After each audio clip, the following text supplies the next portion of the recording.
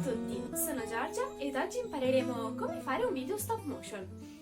Ora, la tecnica della stop motion è stata anche utilizzata per la realizzazione di molti film d'animazione, appunto, quali Coraline e la porta magica, oppure La sposa cadavere, il più recente Missing Link, oppure L'isola dei cani. Questi sono tutti film che hanno realizzato usando la tecnica della stop motion, detta anche passo 1.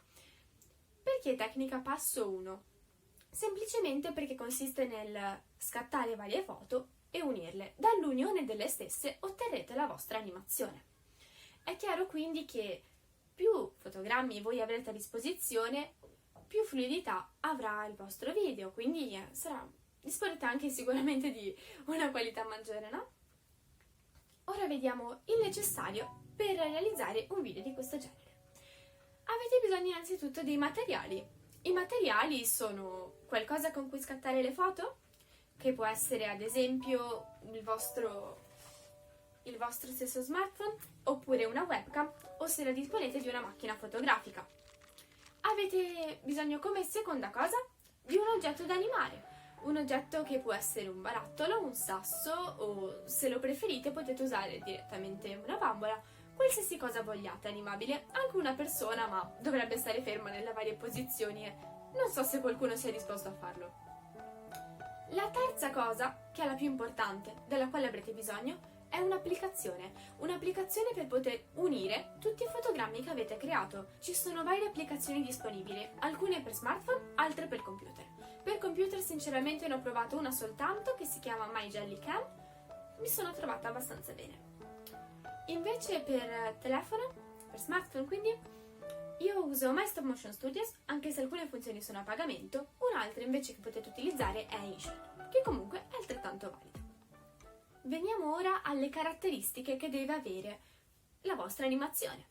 Sicuramente dovete disporre di una buona illuminazione, pertanto vi consiglio delle luci artificiali perché a differenza del sole non cambiano nell'arco della giornata, perciò se voi decidete di dedicarci anche solamente 10 minuti, ma questi 10 minuti sono al tramonto, la luce sarà abbastanza sfasata. Per questo potete usare una lampada oppure il vostro lampadario o, se preferite, la torcia del vostro telefono. A voi la scelta quindi.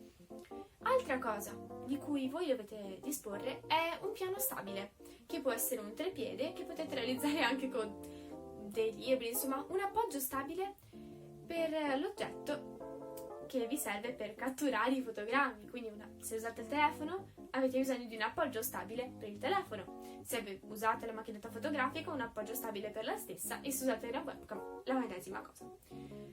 Questo perché? Perché se mentre voi create il vostro video oscillate, sarà molto sfasato, i fotogrammi avranno altezze diverse, le inquadrature non saranno sempre perfette, quindi è meglio scegliersi un piano stabile. I primi video che ho realizzato sinceramente li ho usati senza un piano stabile e li trovate comunque in questo canale, ma davvero ve lo sconsiglio. Veniamo ora all'animazione. Proveremo ad animare assieme un oggetto che in questo caso sarà un barattolo. Proveremo ad animarlo assieme con questa tecnica. Userò in tutto ciò un'applicazione che si chiama Stop Motion Studios, che è disponibile per smartphone, Android ma anche iOS. Bene, questo è il nostro piano di lavoro. Abbiamo la nostra lampada, abbiamo l'oggetto da animare, ci manca l'appoggio stabile per il telefono. Giusto per farvi capire, noi useremo un bicchiere, o meglio una tazza. È importante che voi otteniate comunque l'inquadratura che desiderate, quindi possibilmente una buona inquadratura, ecco.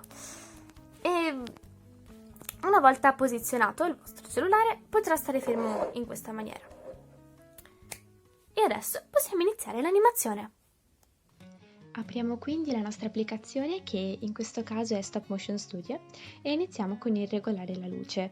Quindi accendiamo la nostra lampada e sistemiamo l'oggetto. Inoltre basterà toccare sopra al nostro schermo per ottenere il focus che verrà mantenuto durante tutta la ripresa, perché l'applicazione rileva che quello è il personaggio che noi intendiamo animare.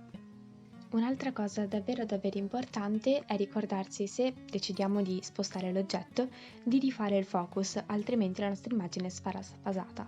Una volta che voi siete soddisfatti, si può iniziare. Possiamo quindi iniziare a fare i nostri scatti. È importante fare piccoli spostamenti prima di fare lo scatto.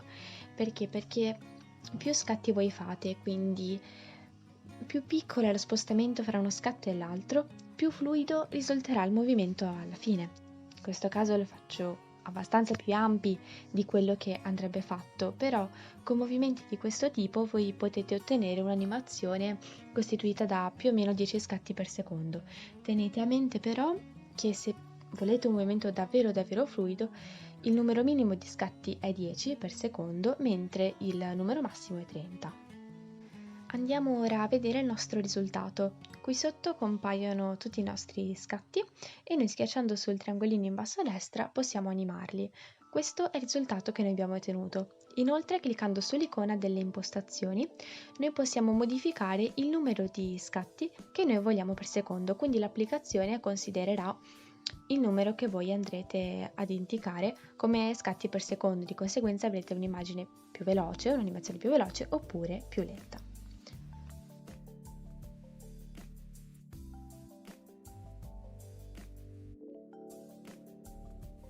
Abbiamo visto quindi come animare un oggetto, in questo caso abbiamo provato ad animare un barattolo. Ci sono però davvero le più svariate cose che potete fare con le vostre applicazioni, perché potete aggiungere un sottofondo musicale, potete aggiungere titoli iniziali, titoli di coda, potete aggiungere effetti, qualsiasi cosa. No, faremo un video a parte per questo. Queste erano le basi. Se avete trovato utile questo video, se vi è piaciuto, potete farmelo sapere con un commento oppure lasciare un mi piace e soprattutto iscrivetevi al mio canale.